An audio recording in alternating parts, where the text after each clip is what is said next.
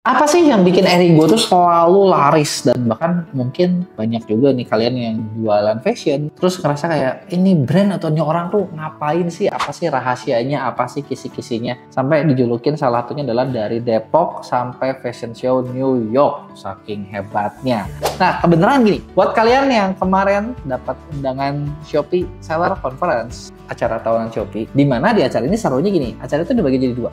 Ada bagian pertama buat para Shopee Mall dan ada bagian kedua buat seller yang Star atau Star Plus gitu ya. Nah kebetulan ketika ke sana gue datang di acara yang Shopee Mall. Nah di Shopee Mall ini kita ada satu sesi yang seru banget, yaitu sharing dengan salah satunya adalah foundernya Erigo. Nah salah satu hal yang bikin Erigo selalu rame adalah karena mereka tuh sering banget collab dengan pihak-pihak lain, dan itulah yang bikin produknya Erigo tuh selalu kerasa kayak spesial gitu loh, spesial edisi khusus gitu. Nah pertanyaannya biasanya kan kalau aku jadi penasaran gimana sih cara ngegodoknya, gimana sih cara bikinnya, karena kayaknya gue yakin banyak seller juga yang nyoba ini collab tapi kok kayaknya jelek gitu ya. Yuk kita lihat kalau cara Erigo gimana sih. Godoknya seperti apa kemarin? Ya kita biar nggak bosen gitu ya, customer atau loyal customer kita nggak bosen, pasti kita bikin ininya apa, ada step-step yang berbeda lah. Untuk di awal mungkin kita kolaborasi sama internal desainer kita, ilustrator kita, di tengah jalan kadang-kadang sama desainer lagi, ilustrator yang punya nama gitu ya, yang ada di sosmed juga, supaya kan kolaborasi. Jadi yang sekarang nanti kita mau akan ada kolaborasi tanggal 22 sampai 22 Oktober kita mau ke Thailand bareng sama 8 kolaborator, jadi kayak ilustrator gitu lagi. Ya mungkin masa dia bisa masuk ke kita, ada masa dari JKT, ada masa dari Erigo, kumpul deh di situ. Tapi di awal untuk nentuinnya biasa kita ada testing dulu sih, ada research dulu lah. Gak mungkin tiba-tiba produk itu laku gitu, pasti ada researchnya. Ya research bisa salah tapi sering benar gitu ya. Nah kalau dari sini nih, apa sih yang kita bisa pelajari? Pertama nih ya, dia tuh kayaknya nggak segan gitu ya, nggak nanggung-nanggung buat ya collab gitu sama orang gitu kan. Karena biasanya kalau ketika collab kan suka banyak orang tuh ngerasa kayak, apalagi kalau buat seller awal ya, duh collab sama ini sama itu mahal nih, gini kalau nggak balik modal gimana, kalau gini gimana, kalau gitu gimana, bener nggak? Jadinya itu juga kita kehambat kan, bener nggak? Kedua ya, jadi ketika collab ya kalian nyari ilustrator orang yang misalnya punya audiens yang udah pasti lebih mahal dong. Tapi kan masalahnya adalah yang dicari adalah nggak cuma hasilnya doang gitu. Selain hasilnya juga kan mereka bisa dapat hasil yang lebih bagus gitu. Dan kayaknya gua rasa di sini Erigo paham banget nih, kayak jual baju. Baju itu apa sih yang dijual? Salah satunya kan desain, bener nggak? Kalau dari baju ya desainnya, bikin orang tuh ngerasa kayak gimana. Jadi ya di situ mereka berani spend gitu kan. Dan mereka juga kalau misalnya tadi kita perhatiin ya, dia juga ngerasa kayak semua harus di riset, karena riset nggak selalu benar tapi ya rata-rata benar gitu kan. Jadi ya nggak nanggung gitu loh. Jadi kayak ketika mau ngapain ya udah riset aja gitu, riset dulu jadi tahu apa yang bakal dikerjain. Sekarang berbicara soal produk reguler, karena saya yakin banyak mitra penjual Shopee di sini yang punya juga nih produk-produk reguler. Nah itu strateginya gimana? Produk kolaborasi udah pasti fresh lah, desainnya akan fresh, marketing akan baru segala macam.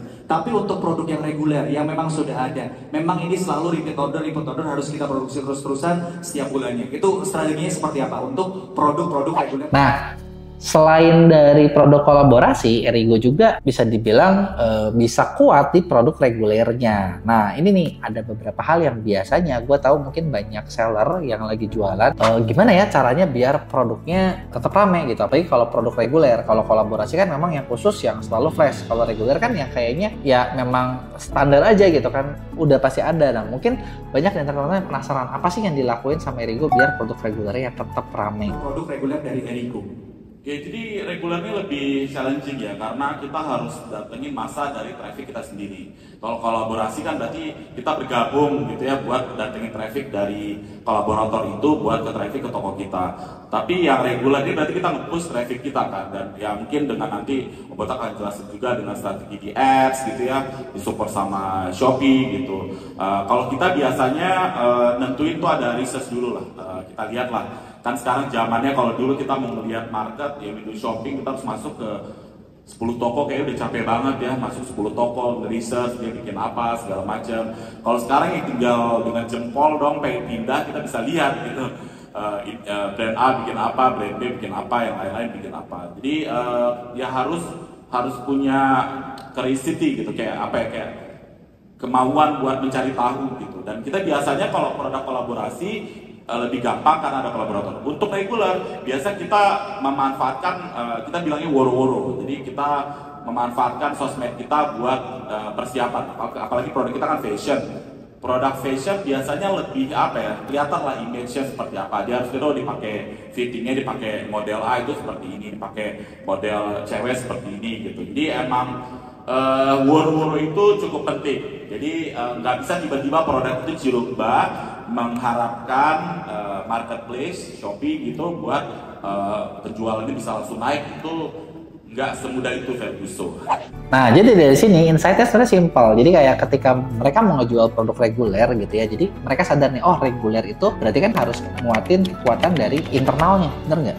Nah, internalnya itu ya kalau misalnya teman-teman perhatiin, dari tadi dia tuh banyak banget ngebahas soal traffic dan mempromosikan sendiri. Dengan bahasa kalau di internal mereka biar simpel pakai istilah woro-woro gitu ya. Nah, apa sih poinnya? Nah, poinnya gini teman-teman yang bisa kita ambil insight-nya. Jadi kalau buat teman-teman yang jualan nih, ya nggak bisa nih kita kayak cuman sekedar kita upload terus ngarepin laku gitu kan ya. Kitanya sendiri nih yang harus banyak promosiin. Nah, itulah yang dilakuin sama Erigo. Jadi ketika setiap produk ya mereka benar-benar promosiin di mana-mana, di setiap channelnya gitu kan. Nggak mungkin cuman kayak di-upload terus udah gitu tahu-tahu langsung rame gitu ya. Nah, itu adalah hal-hal yang biasanya suka kelupaan. Coba gue pengen tahu di antara kalian yang mana nih yang udah jualan terus di online terus kalian sering ngerasa kayak aduh kenapa ya gue udah upload tapi kok nggak laku-laku. Coba tulis di komen.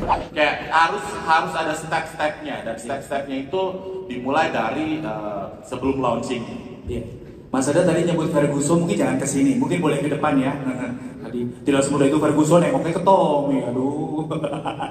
Mas Ada, boleh nggak sih dapat study case gitu, produk reguler yang lumayan challenging untuk ternyata kita udah pakai woro-woro, kita udah pakai iklan Shopee mungkin, kita sudah ikutan di campaign, tapi ternyata produk reguler ini lumayan challenging gitu. Ada nggak cerita yang kemarin yang sempat, oh akhirnya berhasil nih produk ini gitu? Ya pasti di awal mungkin misalnya kita bikin katakanlah bisa 100 produk, ya mungkin untuk di awal kita bikin 30% dulu gitu ya. Jadi kan strateginya kalau saya lihat di marketplace itu jangan sampai produk itu mati, jangan sampai produk itu kosong. Kadang-kadang kita nggak sadar kalau tiba-tiba produk itu mungkin lama baru laku, cuman emang lagi ngetrend dan kita nggak bikin lagi. Jadi harus pinter-pinter buat ngolah datanya, ngelihat kalau di barang kayaknya potensi buat di restock, di barang potensi buat dibikin yang baru karena emang lagi trennya gitu. Kalau ingat dari tahun 2015 jogger gitu kan, ya orang taunya itu jogger gitu, itu jogger. Jadi emang